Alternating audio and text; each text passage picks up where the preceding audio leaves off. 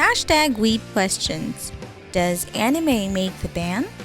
Nowadays, everyone has an inkling of what anime is and probably which one is their favorite.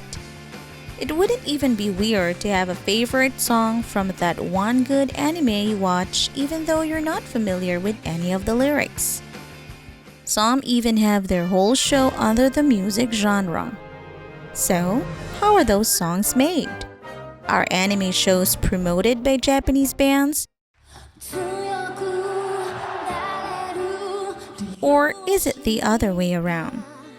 Let's open this topic with a widely known example of musician anime.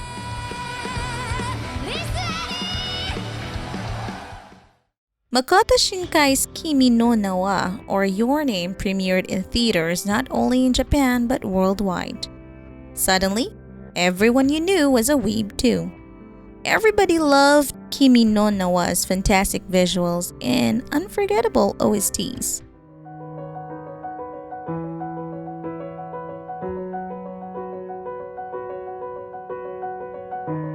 Before that, though, did anyone know Radwimps?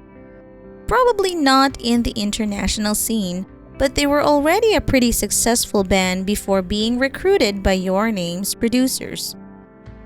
Makoto Shinkai was a huge fan of the band and even chose them to be the musical face of his blockbuster film. This improved the Japanese reception of the movie and ensured its success.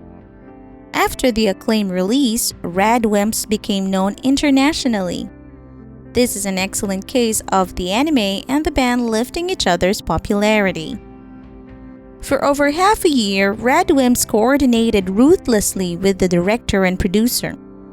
The movie's direction had to go where the music was going and vice versa. You could say that without the music, Kimi no Na wa would have been so different from what we know right now. However, not every anime and their band have a pretty relationship like this. Usually, music doesn't have a closely intertwined relationship like this.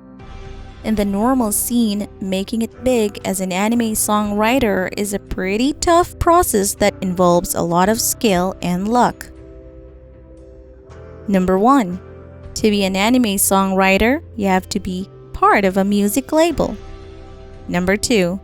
This music label has to be part of a production committee for a certain anime. Number 3.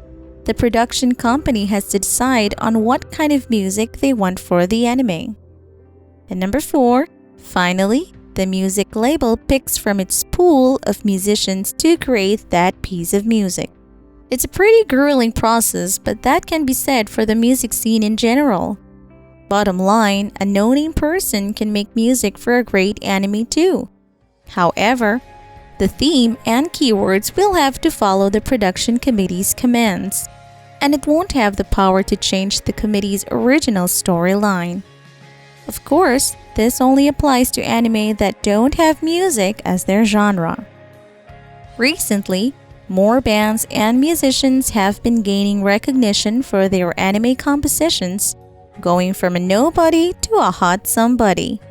Back then, producers would rather hire popular bands to create OSTs, or they would use a pre-existing song and slap some clouds and characters in the opening scene. Seriously, what's up with all the clouds during the openings? To this day, though producers would rather use the bands that are already well established, we can't blame them though. Their songs are absolute jams. Take Asian Kung Fu Generation, Flow, and Kanaboon. Yes, they all made songs for Naruto. They've been popular before anime, and their presence in whatever anime they make music for boosts their appeal to the Japanese audience. They then gain a lot of traction internationally due to the popularity of anime. So yes, for the most part, bands boost anime popularity in Japan. Internationally, anime boosts band popularity. But in most cases, bands don't have influence over anime, unless it's an exceptional production such as Kimi no Na wa. Anyway, all of this doesn't change the fact that anime songs are absolutely amazing. They set the tone for the show and get stuck in our heads like earworms. So go listen to your favorite song by your best Japanese band right now. They worked hard for that music, and listening to their masterpieces is only right.